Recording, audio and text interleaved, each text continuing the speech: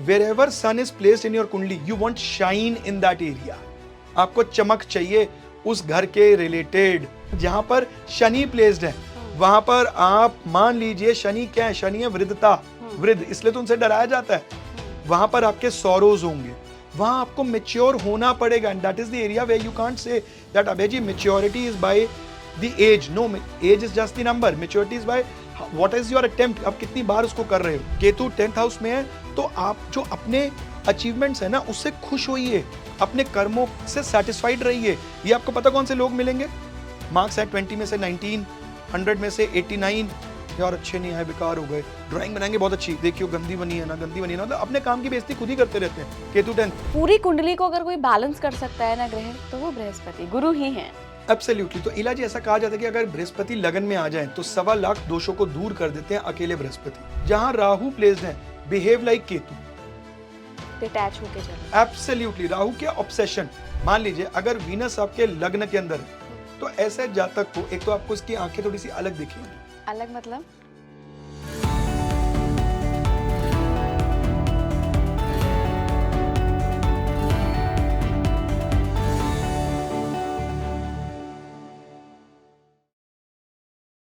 नमस्कार भारत, आप देख रहे हैं स्पीकिंग ट्री। मैं हूं आपके साथ इला गोस्वामी।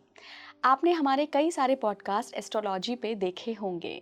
हमने कई सारे ग्रहों की बात की है, तो आपके कई सारे कमेंट ऐसे भी आए हैं कि आपको हर ग्रह के बारे में अलग अलग समझना है, एक मास्टर क्लास चाहिए थी आपको। तो आज हम एक रेनाउंड एस्ट्रोलॉजर के साथ ये मास्टर क्लास लेके आए हैं, जहां हमने डीपली समझने की कोशिश की कि बर्थ चार्ट क्या होता है, कौन सा हाउस क्या रिप्रेजेंट करता है, किस हाउस में बैठा कौन सा ग्रह क्या रिजल्ट देता है, और आपको उस हाउस के लिए क्या नहीं करना चाहिए और क्या कर लेना चाहिए, ग्रह आपसे क्या कहना चाहता है। तो आज जिन ग्रहों की हमने बात करी है इस पॉडकास्ट में, वो हैं Ketu, Rahu, Jupiter, Saturn, Sun and Venus. इन 6 ग्रहों की बात हुई है इस पॉडकास्ट में, और आपको जानने का मौका मिलेगा कि कौन सा ग्रह कौन से घर में क्या रिजल्ट देता है। मैं बहुत बहुत स्वागत करना चाहूँगी हमारे जो गेस्ट हैं आज के, रेनाउंड एस्ट्रोलॉजर अभय खन्ना सर। बहुत बहुत स्वागत है आपका अभय जी। जय श्री कृष्णा। तो आज मैंने सोचा कि इतने रेनाउंड एस्ट्रोलॉजर हमारे साथ जुड़े हैं, तो पूरी एस्ट्रोलॉजी की मास्टर क्लास रख ली जाए। बहुत सारे लोगों के कमेंट्स आ रहे हैं कि हमें हर ग्रह की तरफ से समझाइए, आपके कौन सा ग्रह किस हाउस में होता है, उसका क्या इफेक्ट होता है। देखिए, हम बहुत लंबा पॉडकास्ट तो नहीं कर सकते, बट एक आइडिया के लिए, एक जनरल आइडिया के लिए हम आज सारे हाउसेस को डिस्कस करेंगे, सारे लग्न को डिस्कस करेंगे, और हम कुछ बड़े ग्रहों को भी डिस्कस करेंगे जो कि हमारी लाइफ में मैटर करते हैं और हमें बहुत कुछ देकर भी जा सकते हैं। सबसे पहले तो सर, कुंडली क्या होती है और ये 12 हाउसेस का क्या राज है? सो इलाजी, ये बात पक्का है, जिसने ये पॉडकास्ट पूरा देख लिया ना, वो अपनी कुंडली स्वयं से बनाना शुरू कर देगा, ये वादा है मेरा आपसे। उसे एटलीस्ट कोई भी एस्ट्रोलॉजर या कोई भी लोग उन्हें बेवकूफ या पागल नहीं बना पाएंगे। सो देखिए, एस्ट्रोलॉजी को ना ऐसा टर्म कर दिया गया है that it is very technical, it is very tough. सच मानिए, इट इज वेरी सिंपल। और मैं हर कहता हूं कि एटलीस्ट हर घर एक एस्ट्रोलॉजर होना ही चाहिए, so that you can plan your future accordingly. ठीक है? तो एस्ट्रोलॉजी है क्या? जिस समय में आपका जन्म हुआ उस समय में आसमान जो स्काई है उसकी एक स्क्रीनशॉट ले ली जाती है, यूं मान लीजिए एक सेल्फी ले ली जाती है, और उसके अकॉर्डिंग आपका बर्थ चार्ट बना दिया जाता है। उस समय में जितने भी ग्रह, सम स्टार्स, ये जो हैं इनकी कहीं ना कहीं प्लेसमेंट्स होती है। तो कहते हैं कि अप टिल प्लैनेट्स, उनकी स्पीड, उनकी प्लेसमेंट, इट इज एस्ट्रोनॉमी। ये प्योरली एक एस्ट्रोनॉमी है। और जब हम बात करते हैं कि प्रिडिक्शन की, इट इज एन आर्ट, कि आप कैसे ग्रहों को देख के उसको प्रिडिक्ट करते हो, इन दोनों के मिश्रण को हम एस्ट्रोलॉजी कहते हैं। तो यहाँ पर जब आसमान का स्काई शॉट खींचा जाता है तो ऐसा माना जाता है कि जो हमारा ओवरऑल आसमान है, जो स्काई है, उसको हमने जोडियाक बेल्ट मान लिया, और उस जोडियाक बेल्ट को 12 भावों में बांटा। तो जिस समय में आपका जन्म हुआ उस समय में ईस्ट हॉरिजन, क्योंकि ईस्ट क्यों, वहीं से सूर्य उदय होते हैं, ईस्ट साइड में जौन सा जोडियाक राइज कर रहा होगा। अब आप समझ गए जोडियाक क्या होता है, कि जो ओवरऑल यूनिवर्सल बेल्ट है उसका जौन सा हिस्सा हमें दिख रहा है उसको हम जोडियाक बोलते हैं, उसको हम लग्न मानते हैं उस समय का, जिसको आप एसेंडेंट बोलते हैं, राइट? तो ये आपके जोडियाक का हिस्सा बना। ऐसे ही आपका जो लग्न बना उस समय पे देखा जाता है कि कौन सा प्लैनेट किस राशि यानी कि किस ज़ोडिएक साइन में विराजमान है। चंद्रमा जिसमें होंगे, सूर्य उसमें होंगे, एज इट इज प्लेसमेंट आपकी कुंडली में कर दी जाती है, जिसको आप देखोगे पंडित जी पता नहीं क्या कर रहे हैं, एक बक्सा बना रहे हैं और कुछ लाइनें बना रहे हैं। वो कुछ नहीं है जी, क्योंकि राउंड बनाना थोड़ा सा कठिन हो सकता है, मुश्किल हो सकता है, इसीलिए टू मेक इट इजी हमारे ऋषियों ने उसको एक स्क्वायर बॉक्स दिया इन नॉर्थ इंडिया। साउथ इंडिया का एक हल्का सा अलग प्रोसेस है, उड़ीसा का, बंगाली का हल्का सा अलग प्रोसेस है, but concept remains the same. This zodiac belt is divided into 12 parts, ठीक है, जिसको हम 12 राशियां बोलते हैं। 9 ग्रह हैं हमारे पास, ठीक है जी, और 27 नक्षत्र। सो नक्षत्र क्या है, इसको हल्का सा समझने की कोशिश करेंगे। So it is like a cricket field, एक क्रिकेट फील्ड हो गई जी। इस क्रिकेट फील्ड के अंदर जो आपके प्लेयर्स खेल रहे हैं वो तो हो गए जी आपके ग्रह, ठीक है। जो क्रिकेट फील्ड है ओवरऑल वो तो हो गई जी आपकी ज़ोडिएक बेल्ट, और जो वहां का पिच माहौल है, एटमॉस्फेयर है, वो कहते हैं ना, जो भी क्रिकेट लवर्स होंगे उन्हें पता होगा, अरे अरे शाम को इंडिया की बैटिंग है, ड्यू ज्यादा हो जाती है, पिच गीली हो गई पिच है, गीली हो गई, बॉल कम बाउंस करेगी, है ना, इसको हम नक्षत्र बोलते हैं। ये वो एटमॉस्फेयर है, वो माहौल है जिसके बेसिस पे एक प्लेयर परफॉर्म करता है, बस यही है एस्ट्रोलॉजी। This is all. अगर आप ये 3 चीजें समझ गए तो definitely you can predict anything, it is very simple. तो जैसे हमने समझा कि ये जो आपके स्क्रीन पे इस समय में आ रहा है, इसको हम बोलते हैं जी कुंडली हॉरोस्कोप। ये हम सब ने कभी ना कभी अपने जीवन में जरूर देखी होगी, है ना। तो ये जो पहला नंबर जहां लिखा हुआ है, ये आपका फर्स्ट हाउस है। ये नॉर्थ इंडियन कुंडली चार्ट है, हर केस में ये आपका फर्स्ट हाउस यानी कि लग्न ही रहेगा, ये कभी चेंज नहीं होता। लग्न क्या है आपका बॉडी, अभी उस पर भी सारा एक्सप्लेन कर दूंगा। ये आपका फर्स्ट हाउस है, ऐसे ही फॉलोड बाय जो एक कॉर्नर बना हुआ है, ये आपका सेकंड हाउस है जहां पर 2 नंबर लिखा हुआ है, ठीक है। सो this is your second house, followed by 3, 4, 5। जैसे जैसे हमने ये रोमन नंबर्स लिखे हैं, ये रोमन नंबर्स जो हैं ये आपके हाउसेस हैं जो कि एवरी टाइम हर किसी के लिए फिक्स्ड है। आपका जन्म किसी भी समय हो जाए, किसी का भी हो, आपकी मेरी किसी की भी कुंडली ऐसे ही बनेगी। इसलिए मैंने इनको रोमन नंबर्स में लिखा है ताकि आप रिलेट कर सके। अब इसके अंदर हम राशि की पोस्टिंग करते हैं। जैसा मैंने बताया कि जिस समय में आपका जन्म हुआ, ईस्ट हॉरिजन में जौन सी राशि हमें नजर आती है वो आपका लग्न बन जाता है। तो फॉर बेटर अंडरस्टैंडिंग हम इसमें दूसरा नंबर डालते हैं, यानी कि अब लग्न यानी कि फर्स्ट हाउस में नंबर डाला है जी 5। इसको मैंने न्यूमेरिकल डाला है। क्यों डाला है? क्योंकि आप रिलेट कर सको, कंफ्यूज नहीं होना, ये राशि नंबर है, क्योंकि अब आप मेरी स्टूडेंट हो गई, ये राशि है। अब ये नहीं बोलना कि अरे तो 5वां घर आ रहा है, ये 5वां घर नहीं है, घर लग्न फर्स्ट ही है। लेकिन ये जो लग्न 1 नंबर में नजर आ रहा है आपको 5, यानी कि लियो, लियो राशि जो है वो आपका लग्न असेंडेंट बना। ऐसे ही सेकंड में आया वर्गो 6, ये ऐसे ही चलेंगी 5, 6, 7, 8, 9, 10। अब ऑर्डर वाइज 6th हाउस में आपकी कौन सी आएगी? अगर हम बात करें तो देखिए 6 नंबर कहां लिखा हुआ है, ये रोमन में आपको 6 मिल गया, मिल गया 6 नंबर।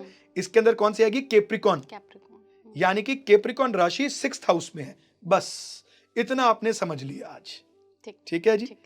अब यहां पर ये जो मैंने राशि बोली, ये राशि है क्या, इसको भी समझ लीजिए। हमारी 1 से 12 राशियां होती हैं, जैसे 1 से 12 घर है, ऐसी 1 से 12 राशियां। हर राशि को एक घर तो चाहिए रहने के लिए, कोई राशि हवा में तो रह नहीं सकती, इसलिए 1 नंबर राशि एरीज को बोला जाता है।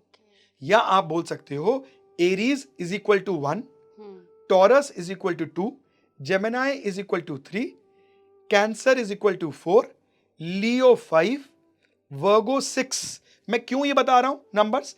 क्योंकि आप जब अपना एक हॉरोस्कोप चार्ट बनाएंगे, आजकल बहुत सारे फ्री सॉफ्टवेयर्स अवेलेबल हैं, तो आपको वहां पर राशि नाम से नहीं मिलेगी, नंबर से मिलेगी, तो आप कनेक्ट कर जाएं। तो Libra is 7, Scorpio is 8, and Sagittarius is 9, Capricorn is 10, Aquarius 11, Pisces is 12। तो ये आपकी 12 राशियां ऐसे हो गई, और ऐसे ये विराजमान हो गई। अब ऐसे ही आते जी 9 ग्रह। तो 9 ग्रह कौन से हैं? सूर्य फादर, किंग, चंद्रमा mother, queen, the ultimate father and the ultimate mother, सूर्य चंद्रमा, followed by Jupiter the minister, ठीक है जी। तो ये आपको कैसे मिलेंगे? JU, SU, MO, ऐसे इनके इनिशियल से आपको एक कुंडली में मिलेंगे। फिर आते जी RA राहु, ठीक है, फिर केतु। ये केतु। राहु केतु क्या है? हम्म। ये एक्चुअल में इनकी कोई एग्जिस्टेंस नहीं है, ये नोड्स ऑफ द मून है। नोड्स मतलब परछाई। तो चंद्रमा की जो ऊपर की परछाई है उसको राहु बोलते हैं, जो चंद्रमा की नीचे की परछाई है उसको केतु बोलते हैं, सिंपल। फिर आगे जी मर्करी, वीनस, सैटर्न, मार्स। तो ये आपके 9 के 9 ग्रह आ गए, ठीक है। अब प्रिडिक्शन कैसे करें, इतना समझ लिया आपने। अब आप खुद से प्रिडिक्शन करेंगे झट से। सिर्फ आपको एक चीज जाननी है, हर घर का कोई फीचर है। जैसे अभी आपने बीच में छेड़ी थी एक बात कि लग्न क्या है, यानी कि बॉडी। यस, तो अगर आप ये पेपर पेन में नोट कर लें तो मैं by the end of this video आपसे प्रिडिक्शन करवा दूंगा, ये मेरा वादा है। तो लग्न क्या है जी? लग्न इज यू योरसेल्फ, आपकी बॉडी, हाइट, हेल्थ, कैरेक्टर, ये सब लग्न है। सेकंड हाउस क्या है? आपकी फैमिली, आपके फाइनेंसेस, आपकी वाणी, आपकी टंग। सेकंड। थर्ड हाउस क्या है? आपकी मेहनत, आपका पराक्रम। फोर्थ हाउस क्या है? आपकी मदर, आपका घर, आपका सुख। फोर्थ हाउस से आपका आपका सुख सुविधाएं, आपकी लग्जरी गाड़ी। फिफ्थ हाउस क्या है? आपके बच्चे, आपकी बुद्धि, आपकी कॉलेज लेवल की एजुकेशन। सिक्स्थ हाउस क्या है? रोग, ऋण, शत्रु, सिक्स्थ हाउस। सेवेंथ हाउस क्या है? मैरिज, पार्टनरशिप्स, स्पाउस, आपकी जितनी भी मासेस, पब्लिक। एट्थ हाउस क्या है? सफरिंग्स, अकल्ट भी, ऑब्स्टिकल्स, अकल्ट, रहस्य, अनअर्न्ड मनी जो आपको अपने पूर्वजों से मिलता है, एंसेस्ट्रल मनी। नाइन्थ हाउस क्या है? आपके गुरु, father, your rules and regulations of life. Tenth house आपका कर्म, योर प्रोफेशन, आप किसी भी टाइप का कर्म करते हैं, name, fame, promotions, tenth house. 11th house क्या है? आपकी सोसाइटी, गेन्स, डिजायर्स, आपके फ्रेंड्स, 11th हाउस। इच्छा पूर्ति भी है ना, इच्छा पूर्ति, fulfilment of desires. 12th house क्या है? 12th house losses, expenses, hospitalisation, मोक्ष। तो ये आपके 12 भाव है। विदेश भी है शायद, विदेश, फॉरेन लैंड, ये आपके 12 भाव है। अब आपने कुछ नहीं करना, जिस भाव में जौन सा ग्रह प्लेस्ड है आप वही बात बोल दीजिए, प्रिडिक्शन हो गई। जैसे कि सूर्य क्या है? सूर्य इज द एरिया। सूर्य क्या है? चमक। ऐसा कोई इंसान नहीं जिसने सूर्य ग्रह को ना देखा हो। सबने देखा है। तो wherever sun is placed in your कुंडली, you want shine in that area. आपको चमक चाहिए उस घर के रिलेटेड। जहां पर चंद्रमा प्लेस्ड है, चंद्रमा is the your emotions are attached to that house. जहां पर गुरु प्लेस्ड है वहां पर आपकी विजडम और नॉलेज अटैच्ड है। जहां पर राहु प्लेस्ड है वहां पर आपकी ऑब्सेशन अटैच्ड है। Rahu is obsession, so that is the area where you are obsessed.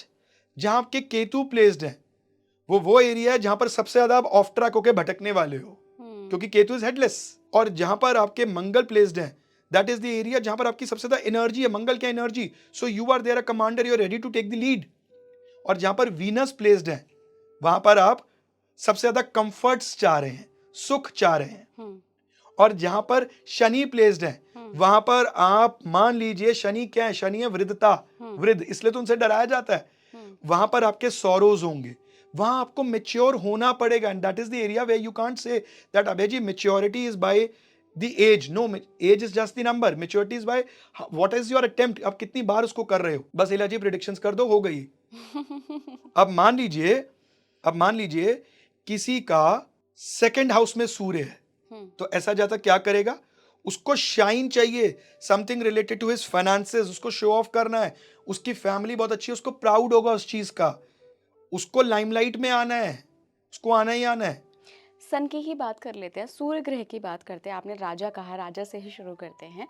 अगर लग्न में ही सूर्य बैठा हो तो क्या मतलब है? अगर लग्न में होगा और ऐसे जातक को आप बैकहैंड की जॉब्स दे दीजिए, या ऐसे जातक को अगर रोज अपने ऑफिस के अंदर जाके अपने काम को बताना पड़ता है, तो समझ लीजिएगा या तो वो काम छोड़ देगा या उसको सक्सेस नहीं मिलेगी। क्योंकि सूर्य इन द लग्न से confidence, shine, limelight, front phase of the company. क्योंकि उसकी ऐसा जातक जो है वो मीडियम स्ट्रक्चर्ड का होता है, ठीक है। और उसका फेस जो होता है वो थोड़ा सा चकोर होता है। खैर वो तो चलिए डीप बात हो गई, but it is the area where he wants limelight. किसके रिलेटेड? उसी की तारीफ होनी चाहिए। अगर उसकी तारीफ नहीं होगी तो ही वोंट सस्टेन। ओके। ऐसे ही आप मानिए इलाजी किसी भी ग्रह को बिठा दीजिए, you can predict just according to the characteristics and the features of the houses. अब किसी का सूर्य सप्तम भाव में चला गया, अब अगर आप काल पुरुष कुंडली देखें, काल पुरुष कुंडली समझते हैं आप क्या होती है? काल पुरुष की कुंडली होती है where in the first house, लग्न में आप One पहली sign राशि है। एरीज कोई बिठा रहे हैं, क्योंकि ऐसा कहा जाता है काल यानी कि जब समय शुरू हुआ तो एरीज राशि ही लग्न में थी सबसे पहले। तो अगर सूर्य सप्तम भाव में चला जाएगा तो क्या होगा? ये सूर्य का नीच स्थान हो गया, ये वो समय हो गया जब जो सूर्य है वो ढलने की ओर है। तो ऐसे समय में जो नेटिव है उसको अपनी प्राइड को छोड़ना पड़ता है। It is the time when the king needs to leave his throne. यहां पर आप यूं मान लीजिए कि even if you are a inborn king, अगर आपका जन्म किसी बड़े अमीर घर में भी हुआ है, राजा के घर में भी हुआ है, तो भी आपको एक अपनी उस पोजीशन से उतरना पड़ेगा, नॉर्मल पब्लिक के बीच में आना पड़ेगा, तभी आपको सक्सेस मिलेगी, नहीं तो आपको लाइमलाइट नहीं मिलेगी, क्योंकि ढलता सूर्य है। ठीक है?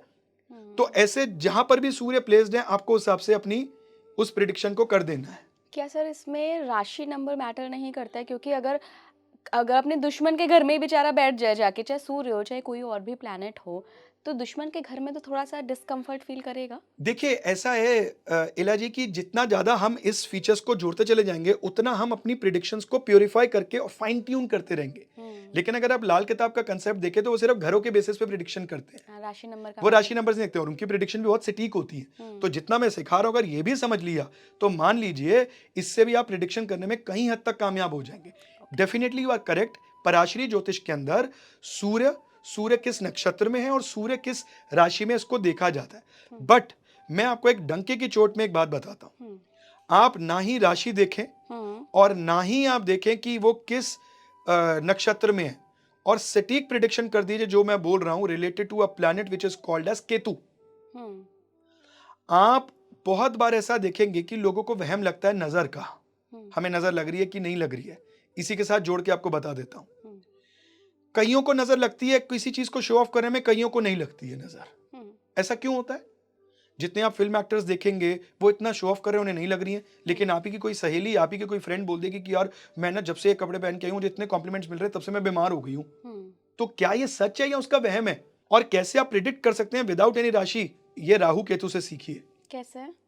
मान लीजिए if your Ketu is placed in the lagna first house, आपने कुछ नहीं देखना जी कौन सी राशि में, फॉरगेट इट।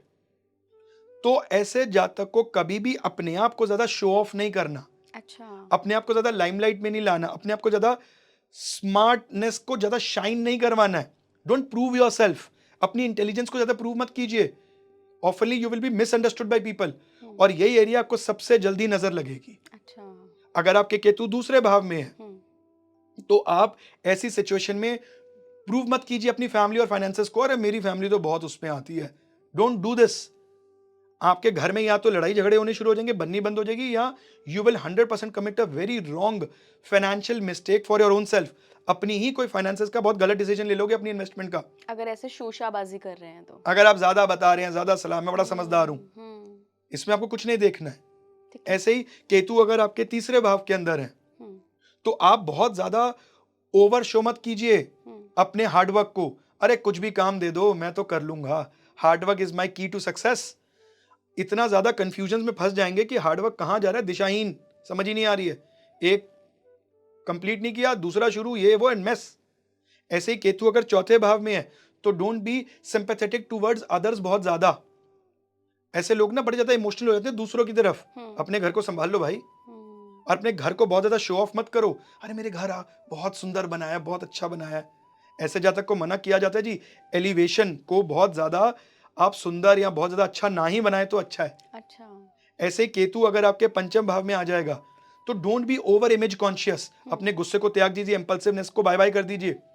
ऐसे ही केतु छठे भाव में आ जाएगा तो आपको डाइजेस्टिव इश्यूज पता क्यों होते हैं? क्योंकि आप बहुत ज्यादा एनालिसिस करते हैं। अच्छा। तो वो कहते हैं ना पानी को रिड़कने से कुछ नहीं निकलेगा, ओवर एनालिसिस। तो आप बड़ी इजीली प्रिडिक्ट कर सकते हैं, इसमें आपको कोई राशि नहीं चाहिए, कुछ नहीं चाहिए। मैंने क्या किया, सिर्फ जो आपको घर बताएं उनके मीनिंग्स क्या है, उनके अंदर सेवंथ केतु एट्थ की नाइन्थ प्लेसमेंट। बाकी बच्चे भी बता दीजिए। लोग अपनी कुंडली खोल के बैठे होंगे कि मुझे तो बताओ यार मेरा केतु यहाँ है। सो केतु अगर सप्तम भाव में है तो अपनी ओवर एनर्जी को संभाल के रखिए, because this is the reason why you will be dissatisfied, because आपकी एनर्जी इतनी ज्यादा है कि आप एक काम खत्म करने से पहले दूसरा सोच रहे होते हैं दिमाग में। अगर केतु 9th हाउस में है तो बहुत ज्यादा ओवर स्पीक मत कीजिए, अननेसेसरली मत बोलिए, and please don't share your plans with anyone. अगर केतु 9th हाउस में है तो ऐसे में आप किसी गुरु को धारण कर लीजिए तो बहुत ही बड़ी है। केतु 10th हाउस में है, तो आप जो अपने अचीवमेंट्स है ना उससे खुश होइए, अपने कर्मों से सेटिस्फाइड रहिए। ये आपको पता कौन से लोग मिलेंगे? मार्क्स है 20 में से 19, 100 में से 89, यार अच्छे नहीं आए, बेकार हो गए, ड्राइंग बनाएंगे बहुत अच्छी, देखियो गंदी बनी है ना, गंदी बनी है ना, मतलब अपने काम की बेइज्जती खुद ही करते रहते हैं। केतु 10th, अरे बी सेटिस्फाइड, जो आपने किया बहुत अच्छा है। 20 में से 19 आ गए। मैं आपको एग्जांपल दे रहा हूं, my daughter, she scored 79 out of 80 and she said पापा वो एक लड़की ना फुल ले गई, बस मैं वहां से रह गई। कम ऑन यार, आप जब तक वो नहीं करोगे तो उसके रिजल्ट फिर आपको अच्छे मिलेंगे नहीं। फिर आप कहते हो केतु इज डिटैचमेंट, फिर आप कहते हो Ketu doesn't give good results. Ketu gives best results ever, because Ketu is a yogi. Ketu के पास हेड नहीं है, और जब योगी देने पे आते हैं तो आप जानते ही हो, वो बिना सोचे समझे देते हैं। बिल्कुल। केतु 11th में, सो अगर केतु 11th में आ जाएगा तो जो आपकी डिजायर फुलफिल हुई है, हम उसी को यूज कर रहे हैं, आप उसको पूरा रेलिश कीजिए। 3 दिन आप उसको खुशी नहीं करते हैं, अब आप डिससेटिस्फाइड है क्योंकि आपके दिमाग में कोई और डिजायर घूम रही है, यार गाड़ी चाहिए, गाड़ी चाहिए, गाड़ी चाहिए, गाड़ी मिल गई, अरे यार यूरोप टूर चाहिए था, बस वो रह गया। अरे अब केतु इन दी 12th, डिटॉक्सिफाई योरसेल्फ। जरूर अपने आप को डिटॉक्सिफाई कीजिए, नहीं तो आपके इमोशंस इतने ज्यादा इकट्ठे हो जाएंगे, you won't be able to balance between the material world and the spiritual journey. उसको बैलेंस नहीं कर पाओगे। इसमें आप कुछ मत देखिए, कोई राशि नहीं, सीधा प्रेडिक्ट कर दीजिए। और यही वो एरियाज हैं जहां पर आपको नजर 100% लगेगी अगर आप शो ऑफ करेंगे। लिख के ले लीजिए मेरे से ये बात। अगले प्लैनेट के बारे में पूछना चाह रही थी मैं। जुपिटर सबसे बड़ा प्लैनेट है और जुपिटर के बारे में कहा जाता है अबंडेंस, और यही एकमात्र ऐसा प्लैनेट है, मैंने ऐसा सुना है, correct me if I am wrong, कि पूरी कुंडली को अगर कोई बैलेंस कर सकता है ना ग्रह, तो वो बृहस्पति गुरु ही हैं। एब्सोल्युटली। तो इलाजी ऐसा कहा जाता है कि अगर बृहस्पति लगन में आ जाए तो 1.25 लाख दोषों को दूर कर देते हैं अकेले बृहस्पति। सो बृहस्पति का मतलब क्या है? Brihaspati is Jupiter, Guru, guidance, wisdom, knowledge, यानी कि आपकी खुद की, ये आपका आकाश तत्व है विच बाइंड्स ऑल अदर एलिमेंट्स। ये आपके सारे एलिमेंट्स को बाइंड करता है। तो जुपिटर के साथ एक कहना भी है कि जुपिटर जहां पर बैठते हैं उससे ज्यादा वो रिजल्ट अच्छे देते हैं जहां पर वो दृष्टि दे रहे हैं। इसके पीछे की स्टोरी जानती हैं आप? क्विक स्टोरी है, छोटी सी है। ऐसा कहा जाता है जुपिटर इतने ज्यादा विलीन हो गए थे अपने ध्यान के अंदर कि वो अपनी वाइफ तारा देवी को ही अटेंशन देना भूल गए, और चंद्रमा ने उन्हें अपने किसी एक्ट से याद करवाया कि भाई आपकी गृहस्थी भी है, आपकी वाइफ भी है। तो ऐसा एक्ट होने के बावजूद भी जुपिटर चंद्रमा से दुश्मनी नहीं मोले, वो उन्हीं की राशि में जाके उचके होते हैं, एग्जॉल्टेड होते हैं, कर्क में जाके एग्जॉल्टेड होते हैं, जबकि चंद्रमा ने तो तारा देवी को अपने साथ ले गए थे। तो ऐसे में भी क्यों, यानी कि जुपिटर कहते हैं कि जहां बैठते हैं उससे ज्यादा वो ज्यादा अच्छे रिजल्ट देते हैं जहां उनकी दृष्टि है। अच्छा। क्योंकि Jupiter is the largest planet, सबसे बड़े प्लैनेट है। तो जहां ये बैठेंगे वहां पर क्या देंगे? रोशनी, नॉलेज, विजडम। जहां इनकी दृष्टि पड़ जाए वहां आपको एबंडेंस मिलेगा। अच्छा। तो अगर लग्न में जुपिटर आ गए तो आप स्वयं कितने ज्यादा अच्छे हो जाएंगे, नॉलेजेबल हो जाएंगे। ऐसे ही वो सप्तम में दृष्टि देंगे तो आपके स्पाउस भी बहुत अच्छे रहेंगे। पंचम यानी कि आपकी बुद्धि, आपके बच्चे अच्छे रहेंगे। नवम यानी कि आपका भाग्य। तो आप ये बात तो जानती हैं कि जिस समय में कुंती से भगवान श्री कृष्ण ने पूछा कि तेरे को क्या वरदान चाहिए, तो उन्होंने बोला भाग्य, कि अगर भाग्य आ गया तो इट कवर्स एवरीथिंग। तो यहां पर 9th हाउस पे दृष्टि आ जाएगी तो भाग्य मिल गया।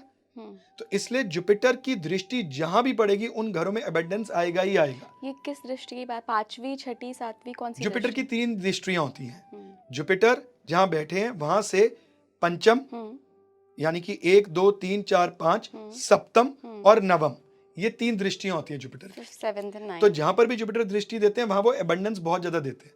लेकिन जुपिटर जब लग्न में आते हैं, अब मैं आपको अपना पर्सनल एनालिसिस बता रहा हूं, ये तो हमने किया जो हमने अब तक पढ़ा। लेकिन जुपिटर जब लग्न में आते हैं ना, तो ऐसा जातक जो होता है ना वो थोड़ा सा मुझे ईगोइस्टिक और डिबेटेबल मिलता है, क्योंकि ऐसा नेटिव अपने से ज्यादा समझदार किसी को नहीं समझता है। विजडम ज्यादा आ जाता है। वो अपने को गुरु समझता है। वो किसी भी टॉपिक पे आपसे बहुत कॉन्क्रीट डिबेट कर सकता है।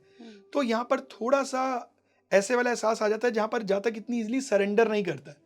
तो ये एक छोटा सा एक ड्रॉबैक आता है। यहाँ पर राशि का बड़ा पार्ट प्ले है कि जुपिटर कौन सी राशि में प्लेस्ड है। यहाँ वो वाला पॉइंट बहुत ज्यादा इंपॉर्टेंट मैटर करता है। ओके सर, अगर जुपिटर सेकंड में आ जाए, सेकंड हाउस को हम धन के लिए भी देखते हैं। करेक्ट। अब यहाँ पर अलग अलग मत है जी। कई लोग कहते हैं जुपिटर अगर सेकंड हाउस में आ जाएगा तो it is not very good for money matters, वो पैसों के लिए अच्छा नहीं है, क्योंकि जुपिटर जिस घर में बैठता है उसका नाश करता है। बिल्कुल गलत थ्योरी है ये।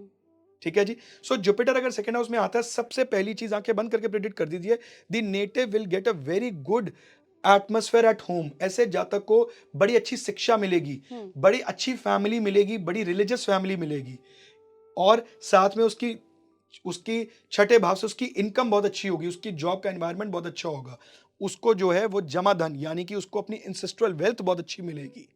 ठीक है। और ऐसे जातक को अपनी जॉब में हमेशा बहुत उच्च कोटि की एक पोजीशन मिलेगी, उसको बहुत ज्यादा वेलकमिंग हमेशा रहेगा, उसका नेम फेम बहुत बढ़ेगा। हालांकि इसके अंदर आप अलग ग्रहों को भी देखेंगे कि अलग अलग घर में कौन से बैठे हैं, बट मोटे तौर पे जुपिटर यहाँ पर एबंडेंस देते हैं, इसमें कोई दो राय नहीं। जुपिटर अगर थर्ड हाउस में आ जाए तो ऐसा जातक बड़ी सोच समझ के अपनी मेहनत को करता है, ऐसा जातक की मेहनत वेस्ट नहीं जाती है जी। अगर जुपिटर फोर्थ हाउस में आ जाए तो ऐसे जातक का घर का एंट्रेंस आपको बहुत बड़ी दिखेगी, या जहां उसका घर सिचुएटेड है उसकी सामने की रोड उसको बहुत चौड़ी दिखेगी, कंफर्टेबल होता है एट हिज होम, यहाँ भी कोई जुपिटर को प्रॉब्लम नहीं है। जुपिटर अगर फिफ्थ हाउस में आ जाए तो ऐसे जातक की बुद्धि बहुत अच्छी होती है, कभी भी कैरिड अवे नहीं होता, जैसा भी उसको माहौल या एटमॉस्फेयर मिले, और उसके बच्चे भी बहुत अच्छे होते हैं। छठे भाव में जुपिटर आ जाए तो ऐसे जातक को अपनी जॉब में काफी ज्यादा नेम फेम मिलता है, और उसकी selection of the type of job बहुत अच्छी रहती है, बस थोड़ा सा शरीर में म्यूकस का उसको ध्यान रखने की नीड है। अगर सप्तम भाव में जुपिटर आ जाए तो ऐसे जातक को स्पाउस जो है वो ऐसी मिलती है जो कि उनको हमेशा गाइड करती रहेंगी, सिर्फ आपको एक बात माननी है कि उनकी गाइडेंस को एक्सेप्ट कीजिए, आप नुकसान में नहीं रहेंगे। अगर अष्टम भाव में जुपिटर आ जाए तो ऐसा जातक जो है वो शॉर्टकट्स को कभी अप्लाई नहीं करता है, वो हमेशा हर चीज को डीप रिसर्च करेगा ही करेगा। ऐसा कहा जाता है कि ऐसा जातक जनरली उस समय पे अपने मदर के गर्भ में आया होता है जिस समय में घर में कोई पूजा चल रही होती है या फिर कोई श्राद्ध का समय होता है। नवम भाव में जुपिटर आ जाए तो ऐसा जातक स्वयं का गुरु होता है, कभी भी लॉज को ब्रेक नहीं करता है और हमेशा दूसरों को बहुत अच्छी गाइडेंस देता है। 10वें में जुपिटर आ जाए तो ऐसा जातक बहुत ज्यादा अच्छे से अपने नेम फेम को बरकरार रख सकता है, बहुत उच्च कोटि की जॉब के अंदर जा सकता है, लाइक जज, और इस लेवल की जॉब को भी वो पकड़ सकता है। अगर 11th में जुपिटर आ जाए तो ऐसे जातक की जल्दी से किसी से लड़ाई नहीं होती है, सोसाइटी में अच्छी इमेज बना के चलता है, और उसकी डिजायर्स भी बड़ी होती हैं और फुलफिल भी अच्छे से होती हैं। 12वें में अगर जुपिटर आ जाए तो ऐसे केस के अंदर जो जातक है उसके एक्सपेंसेस एट टाइम्स नेसेसिटी के ऊपर होते हैं लेकिन ज्यादा होते हैं, बट ऐसा जातक रिलीजियस जगहों पे जरूर दान पान भी करता है, और उसका जो जीवन होता है वो कभी भी एक्सट्रीम हॉस्पिटलों के अंदर नहीं निकलता है, क्योंकि जुपिटर क्या है, जीव कारक, oxygen in the body. Okay. जी। शनि पर भी थोड़ी सी बात कर लें क्या, क्योंकि शनि के नाम से लोग काफ़ी डरते हैं। हालांकि अब मुझे लगता है हमारे काफ़ी सारे पॉडकास्ट देख के लोगों की ये क्लैरिटी मिली होगी कि शनि आपको बहुत कुछ दे भी सकते हैं, जिस दैट के आप अपने कर्म अच्छे कर लो। चलिए इलाजी, फिर आज मैं क्लैरिटी देता हूं आपको, एक ऐसी सटीक प्रिडिक्शन जो आप कहीं पर भी अप्लाई करेंगे तो फेल नहीं जाएगी। मैं तो बैठी हूँ अपनी कुंडली खोल सैटर्न के। Is the area of sorrows and setbacks. जिस हाउस में शनि है, जब तक आप वहां पर मेच्योर नहीं होंगे आपको जीवन में सेटबैक लगेगा ही। And what do I exactly mean by maturity?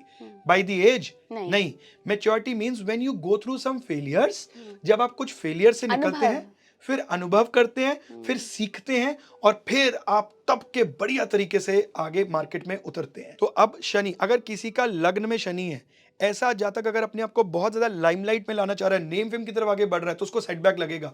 Politics ऐसा भयंकर होगा उसके साथ कि वो जॉब छोड़ देगा। अरे बाप रे। तो उसको मेच्योर होना है कि माय वर्क स्पीक्स।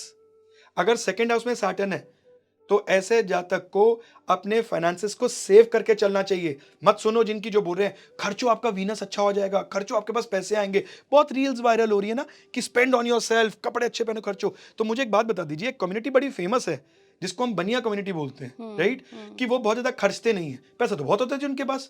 तो ये फिलॉसफी गलत हो गई ना, खर्चो तो पैसा आएगा, इतना इतना पैसा है, आप देखिएगा उन्होंने संभाल के रखा होता है। एक मेरे नोन थे, मेरे नेबर थे, उनके तो पैसों के ऊपर स्योंक लग गई थी, ऑनेस्टली बता रहा हूँ। तो बताइए, तो Saturn in the second house, don't overspend, नहीं तो आपको ऐसा सेटबैक लगेगा, उस नेसेसिटी के समय पे आपके पास पैसा नहीं होगा जब आपको सबसे ज्यादा चाहिए होगा। Shani in the third house, अपनी बैक का जरूर ध्यान रखिएगा, और ये एक ऐसा एरिया है जहां पर आपकी कम से कम 1 या 2 मेहनत वेस्ट जाएगी ही जाएगी जो आपने बिना सोचे समझे की है।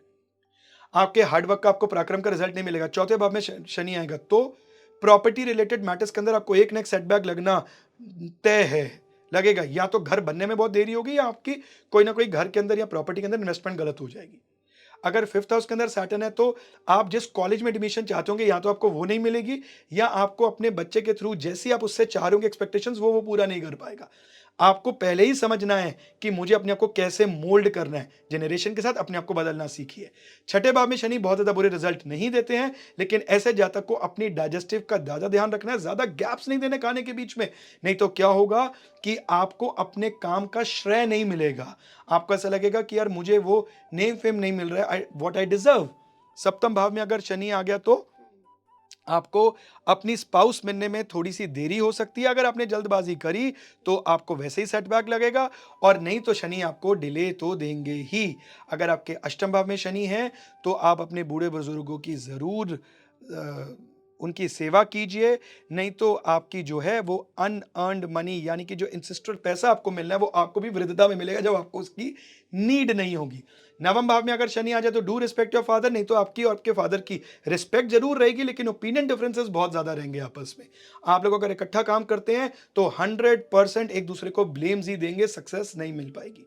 10th हाउस में अगर सैटर्न आ जाए तो आपको एक बार चॉइस ऑफ प्रोफेशन के अंदर आपकी लेजीनेस के कारण आपको एक सेटबैक लगने की प्रोबेबिलिटी ज्यादा नजर आती है, या फिर you will be stuck at a same position for very long time. अगर आपके 11th हाउस में सैटर्न आ जाए तो आपके जो फ्रेंड्स हैं वो या तो आपसे बड़े उम्र के होने वाले हैं, या फिर आपकी कोई ना कोई एक ऐसी इच्छा जरूर रहेगी जो आपके मन में रह जाएगा कि मैं चाहता था अब मेरे मन में पूरी नहीं हुई and I am okay with it, उसका एक सेटबैक लग गया मुझे। अगर आपके 12वें भाव में शनि आ जाए तो आप आइसोलेटेड रहने की इच्छा आपको बहुत ज्यादा करेगी कि मैं अलग रहूं, अलूफ रहूं। हाँ, ऐसे लोगों की क्वालिटी जरूर शेयर करना चाहूंगा, ये खुद कुछ खाएं या ना पिएं, लेकिन अगर इनके घर में कोई आता है तो ये चाय पानी जरूर उनसे पूछते हैं। अच्छा सर, मैं ये देख रही हूँ कि सैटर्न का जो भी अभी तक आपने प्रेडिक्शन किया है, उसमें कोई भी ऐसा हाउस नहीं था जहाँ शनि फायदेमंद होते। लेकिन अगर हम काल पुरुष की कुंडली देखें, वहाँ पे 10वां और 11वां भाव उनका ही होता है, शनि का ही होता है ना, 10 नंबर और 11 नंबर, राशि कुंभ और मकर। तो क्या यहाँ भी ये अच्छा फायदा नहीं देते हैं? ऐसी बात बिल्कुल नहीं है इला जी, मैंने आपको एक कंसेप्ट समझाने के लिए बताया। ऐसा बिल्कुल नहीं कहा कि शनि जो है वो नेगेटिव इफेक्ट्स ही देते हैं, अच्छे नहीं होते। शनि हर घर में अच्छे हैं जहां पर आप मेच्योर हो। अकेला मैं ये बात सबसे पहले बोलने वाला था कि शनि जो होते हैं वो कहीं पर भी बुरा रिजल्ट नहीं देते हैं, not even in the 4th house. अगर आप अपने आप को मेच्योर कर लें, आप ज्यादा उस चीज के पीछे भागे ना। शनि क्या है? शनि वृद्धता है। ऐसा कई शास्त्रों में, कई किताबों में आपको देखने को मिलेगा कि 3, 6 एंड 11 हाउसेज ऐसे हैं जहां पर शनि बहुत अच्छा रिजल्ट देते हैं, और कई जगहों का मानना है कि 3, 6, 10, 11 में शनि बहुत अच्छा देते हैं। लेकिन मेरा ऐसा मानना है शनि 1 to 12 हर जगह अच्छा रिजल्ट देते हैं, या फिर हर जगह सेटबैक देते हैं, depending upon its nature. Shani आपके वो मित्र हैं जिनकी स्पीड कम ही है। अब आप एक वृद्ध आदमी के साथ भागते हुए जाएंगे तो वो गिर जाएगा, आपको भी गिराएगा। तो you need to be mature, you need to be sensible. वहां पर आपको स्लो होना है। वहां पर ओवर स्पीड करोगे तो स्पीड चलान होगा, जिस मर्जी घर में ले लीजिए, जिस मर्जी घर में ले लीजिए। अब आपने 11वें भाव की बात बोली, तो 10वें और 11वें में शनि अगर आप मेच्योरिटी से काम लें तो आपको जमींदार जितना, जिसे कहते हैं ना गांव के गांव हमारे अपने, इतनी प्रॉपर्टी का ओनर बना सकते हैं। 11th हाउस में शनि आपको जो डिजायर फुलफिल करते हैं ना वो कॉन्क्रीट होती है, जिसकी नींव बड़ी स्ट्रांग होती है। वो ऐसी नहीं है कि हवा के झोंके के साथ आई और कल को चली गई, ऐसा नहीं है। It's not like Rahu. अच्छा, 11th को हम डिज़ायर की बात कह रहे हैं और आप कह रहे हैं अगर शनि 11th में ही बैठे हैं तो वो आपकी डिज़ायर पूरी करेंगे। तो उस हाउस से रिलेटेड डिज़ायर पूरी करेंगे या फिर हम कुछ भी डिज़ायर करते 11th हैं? हाउस जो होता है वो काम भाव का तीसरा, काम भाव का सबसे लास्ट हाउस होता है। काम भाव के हाउसेस होते हैं 3, 7 एंड 11। तीसरा भाव, 7वां भाव और 11वां भाव। तो 11वां भाव is related to desire fulfilment of any type, any time. Any type, जो मर्जी सोचे आप। अगर इन जनरल में देखें तो उसको लिक्विड इनकम से भी गिना जाता है जी। सेकेंड हाउस हुआ आपका जो एफडीज, आपकी इन जनरल में आपके पास धन कितना है। 4th हाउस आपके पास प्रॉपर्टी कितनी है। 11th हाउस आपकी लिक्विड इनकम मंथली कितनी है, वो 11th हाउस है। तो जनरली ऑल डिजायर्स। ओके, अगले ग्रह पे चलते हैं। आजकल मेरा फेवरेट ग्रह है ये, आजकल Rahu. Very good. So Rahu एक ऐसा प्लैनेट है जी जो आप बहुत सुनेंगे कि आपको करोड़पति भी बना सकता है, रोडपति भी, रंग से बहुत सुना राजा, है राजा मैंने, से रंग। बहुत सुना है। राहु है क्या? आपको बस एक फिलॉसफी समझनी है इलाजी, and that philosophy says Rahu जहां पर बैठे हैं आपकी ऑब्सेशन है। अगर आप मेरी ये बात समझ गए ना तो 100% अगर आपकी राहु की महादशा चल रही है, अंतरदशा चल रही है, या राहु आपको इफेक्ट दे रहे हैं, उस दिन से देना बंद हो जाएंगे। आपको कोई रेमेडी करने की जरूरत नहीं है। जहां राहु प्लेस्ड है, बिहेव लाइक केतु। डिटैच होके चलो। एब्सोल्युटली। राहु के ऑब्सेशन, जहां पर भी राहु रहेंगे आपका सारी एनर्जी, ऊर्जा, ध्यान वहीं रहेगा। अब किसी का राहु लग्न में है तो ऐसा जातक अपने बारे में, मुझे सक्सेसफुल होना है, मुझे वो चीज चाहिए, I want to achieve something big in life, मैं अपने आप को बहुत अच्छा प्रेजेंट करूं, ऐसा सोचता रहेगा। अगर सेकंड हाउस में राहु है तो ऐसा जातक फाइनेंसेस के बारे में बहुत ज्यादा ओवर सोचता है। हालांकि फाइनेंसेस उसके पास होते भी हैं और झट से धन आता भी है, लेकिन उसका ऐसे ही झट से धन चला भी जाता है, क्योंकि सेकंड राहु कहीं पर भी हो वो एक छाया है। सबसे पहली बात है कि उनका अपना कोई वजूद नहीं है, तो वो जिससे दृष्ट है, जो उनको देख रहा है, जो जिसके साथ वो बैठे हैं, वो वैसा बिहेव करना स्टार्ट कर देते हैं। एकमात्र ग्रह जो सूर्य को ग्रहण लगा सकते हैं वो राहु है, राइट। राहु केतु ही सूर्य और चंद्रमा को ग्रहण लगाते हैं, है ना। तो यहां पर राहु को हमें समझने की जरूरत है। अगर थर्ड हाउस में राहु है तो सोच समझ के ओवर ऑब्सेस्ड मत हो जाइए कि हर चीज में बस बिना सोचे समझे कूद जाना है, मैं कुछ नया डेवलप करूंगा। Be practical as well. Fourth house में राहु है तो आपका सारा का सारा ध्यान ना प्रॉपर्टी, व्हीकल्स, मुझे बड़ी अच्छी गाड़ी चाहिए, एक गाड़ी खरीदी नहीं दूसरे की सर्चिंग शुरू कर दी है, बचे इस चीज से, छोड़ दीजिए। देखिए कॉन्क्रीट पैसा आना स्टार्ट हो जाएगा। फिफ्थ हाउस में राहु है, थोड़ा सा ध्यान दीजिए, बहुत ज्यादा ओवर पैम्पर मत कीजिए अपने बच्चों की तरफ, नहीं तो वो एडिक्टिव हो जाएंगे किसी ना किसी पदार्थ के, या फिर वो आपके अनुकूल नहीं रहेंगे। तो don't be over obsessed towards your kids. तो राहु इन दी सिक्स्थ हाउस अगर देखा जाए तो very good for your job. ऐसा जातक बड़ी अच्छी पॉलिटिक्स करके जॉब में बड़ा हाई लेवल पे पहुंच सकता है। मैं गलत पॉलिटिक्स की बात नहीं कर रहा हूँ, हेल्दी पॉलिटिक्स जिसमें आप कॉर्पोरेट में अच्छे रिलेशंस बनाते हैं, but don't be over obsessed. ये आपने खुद से जोड़ लेना है, ओवर ऑब्सेस्ड नहीं होना। राहु का कैरेक्टर है, वो आपको वहां पर खींचेंगे। सेवेंथ हाउस, ऐसा जातक जो होता है ना, वो बड़ा ज्यादा क्वालिटीज अपने माइंड में लेके चलता है रिलेटेड टू दिस स्पाउस, मुझे ये सब कुछ चाहिए। डोंट वरी, आपको बहुत अच्छी स्पाउस मिलेंगी, बट आप बहुत ज्यादा अपने आप को चूजी मत बनाइए। एट्थ हाउस में राहु अगर आ जाए तो don't be obsessed towards your finances, investment. सारा समय ना आप जातक को ऐसे देखोगे, यार मैं अपना पैसा कहाँ लगाऊं, अभी 2 लाख इकट्ठा नहीं हुआ, लगाने की पहले ही सोच ली। थोड़ा सा पेशेंस रखिए, देखिए आपका पैसा को कितना ज्यादा मल्टीप्लाई होकर देगा। नाइन्थ हाउस में राहु, ऐसा जातक 100% रेवोल्यूशनरी आइडिया लेके आता ही आता है जी। ये बियॉन्ड दी बॉक्स सोच के आता है ना। ये वो ओल्ड कस्टम्स को इतनी इजीली नहीं मानता है कि वही ढरे से चलूं जो मुझे सिखाया गया। Tenth house Rahu, very good placement for politics, name, fame. अगर आपको किसी भी टाइप के प्रोफेशन में टॉप पे पहुंचना है तो ये वन ऑफ द कॉम्बिनेशन है। 11th house Rahu, very good combination for Dzire fulfilment. क्यों? क्योंकि काम को भी राहु का ही रूप बताया गया है, और राहु ही 11वें भाव के अंदर आ जाए तो वो आपको जितनी भी मटेरियलिस्टिक डिजायर्स हैं वो आपके झोली में लाके दे देते हैं। बट एक चीज का आपको ध्यान रखना है, थिंक बिग। यहां पर सिर्फ मैं आपको एक बात बोलूंगा कि if Rahu is in the 11th house, बड़ा सोचिए। थोड़े में सेटल डाउन हो जाएंगे तो वहीं पर ही फिर उतने में वो आपको रोक देंगे। 12वां भाव राहु जो होता है वो बड़ा परेशान रहता है कि मैं अच्छा कर्म तो कर रहा हूं कि मैं बुरा करूं या मैं क्या करूं। कुछ नहीं करना है जी, सिर्फ और सिर्फ मूव विद द फ्लो। और यहां पर राहु का सिर्फ एक ही छोटा सा ड्रॉबैक रहता है, ऐसा जातक अपनी पॉकेट के बियॉन्ड परचेजिंग कर जाता है। वो लेने तो जाएगा 20,000 रुपए का मोबाइल फोन, लेकिन लेके आएगा 60,000 रुपए का। इतना डिफरेंस का एक्सपेंस वो कर देता है, जो कि उस समय पे उसको नेसेसिटी लगती है। तो इन चीजों के हिसाब से आपको राहु के अनुकूल चलना है। जो मैंने ट्रेड बताया, बस डिटैच हो जाइए। एंड बिलीव मी इला जी, जो अभी हम बात कर रहे हैं ये एक ऊपरी लेवल की बात है, बिल्कुल, अभी तो राशियां भी आनी है, दृष्टि क्योंकि किसकी राहु पड़ रही किसके है। साथ बैठे हैं, किसके ऊपर दृष्ट है, हाँ, उससे वो आपको रिजल्ट देते हैं। बिल्कुल बिल्कुल। एक आपने ना 10th हाउस का राहु बोला कि सबसे अच्छी प्लेसमेंट मानी जाती है 10th 11th की। तो अगर आप ये देखिए कि राहु के हमेशा सामने केतु होगा, तो 10th में अगर राहु है तो केतु 4th में होगा। 4th हमारा क्या है? घर मानते हैं, रिलेशनशिप्स मानते हैं, कुछ मदर का भी मानते हैं। तो ऐसा नहीं होता है कि राहु इधर से आपको डिजायर बढ़ा रहा है कि करियर में बहुत अच्छा करो, name and fame power, Ketu इधर से कह रहा है कि यार थोड़ा घर की तरफ भी ध्यान दो, तो बड़ा रस्सा कस्सी नहीं हो जाएगी? इला जी, यही जिंदगी है। जरूरी तो नहीं होती ना कि हमारे सारे एस्पेक्ट्स अच्छे चले। ऐसा होता है ना कि एक एरिया ऑफ लाइफ अगर बहुत बढ़िया जा रहा है तो इट इज नॉट गारंटीड कि दूसरा भी जाए। तो यू आर एब्सोल्युटली राइट, आप तो प्रिडिक्शन करने वाले बन गए। आज एस्ट्रोलॉजी आपने सीख ली। सो एक कॉम्बिनेशन बताता हूँ। लियो के अंदर अगर 10th हाउस में राहु आ जाए, ऐसा जब तक सडन फाइनेंशियल गेन्स करता है, sudden. You are absolutely right. उसी के सामने केतु 4th में, तो ये तो राहु ने अपना रिजल्ट दे दिया। केतु 4th में क्या करेगा? या तो मदर की हेल्थ पे कहीं ना कहीं से दिक्कत दे देगा, या घर के किसी मैटर रिलेटेड आपको कहीं ना कहीं फंस जाओगे, कुछ ना कुछ कहीं डिससेटिस्फैक्शन हो जाएगा, है ना।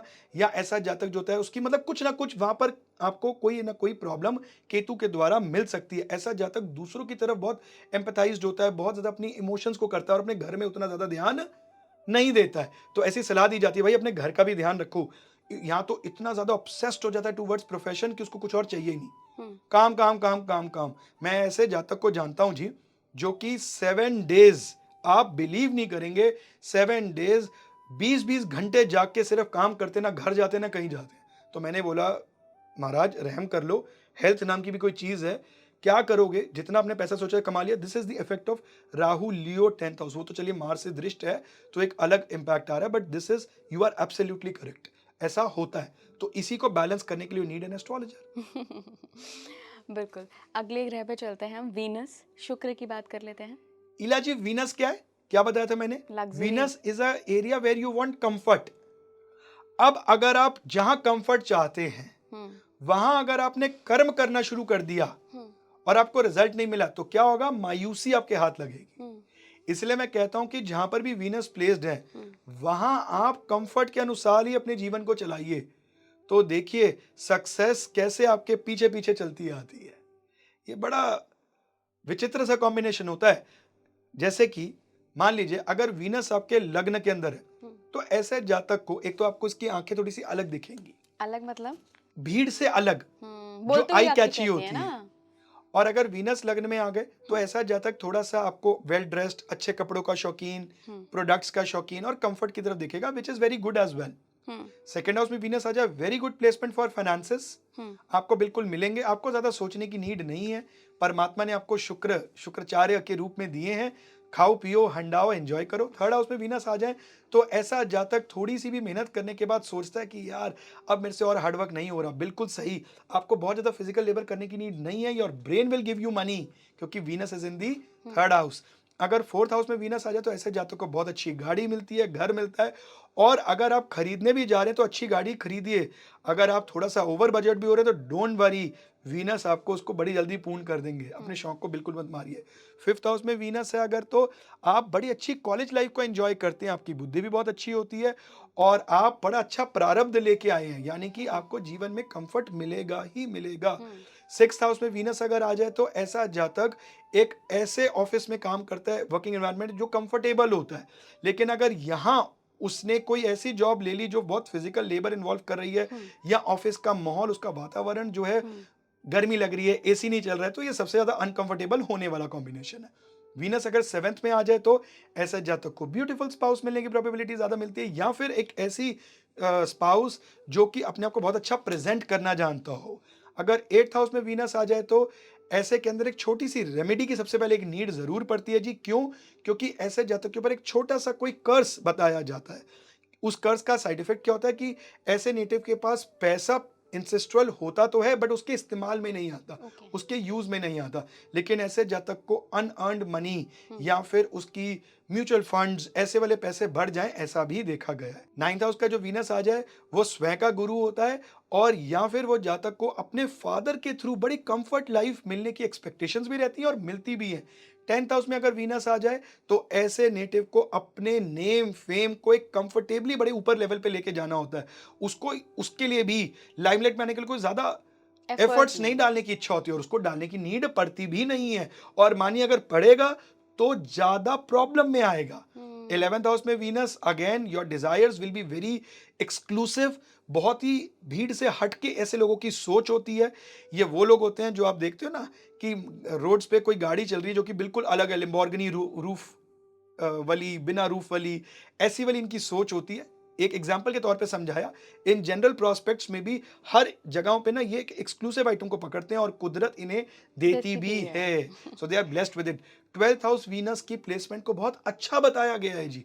सो this is the area where the native spends and enjoy. यहाँ पर वो जो भी खर्चा करता है, उसको सुख पाता है। बहुत बार हम कहते हैं ना कि यार पैसा किसके लिए कमा रहे हो, जब खुद ही सुख नहीं मिल रहा है। तो ऐसा जातक खुद के सुख को अपने लिए अचीव भी करता है, एंजॉय भी करता है, और उसको सारे मटेरियलिस्टिक सुख भी मिलते हैं। तो वीनस की सारे सारे लोगों ने अपनी पोजीशनिंग देख ली होगी, मैंने भी देख ली थी, अपनी कुंडली खोल के एडी थी मैं पूरे पॉडकास्ट में। बहुत बहुत धन्यवाद अभय सर आपका। आज के पॉडकास्ट में हमने Rahu, Ketu, Jupiter, Saturn, Venus की बात करी है। अगले पॉडकास्ट में हम जब भी सर के साथ जुड़ेंगे, चूंकि आज समय कम है, तो हम मून, मार्स एंड मरकरी, 3 हमारे ग्रह छूट गए हैं, हम उनकी प्लेसमेंट्स के साथ साथ कुछ राशि नंबर्स पे भी बात करेंगे कि किन राशियों में, किन मित्र ग्रहों के साथ, मित्र राशियों के साथ ग्रह अच्छा परफॉर्मेंस देते हैं। थोड़ी आपकी फाइनेंसेस को भी समझने की कोशिश करेंगे सर से। बहुत बहुत धन्यवाद। राधे राधे। आप जुड़े रहिए स्पीकिंग ट्री के साथ। नमस्कार।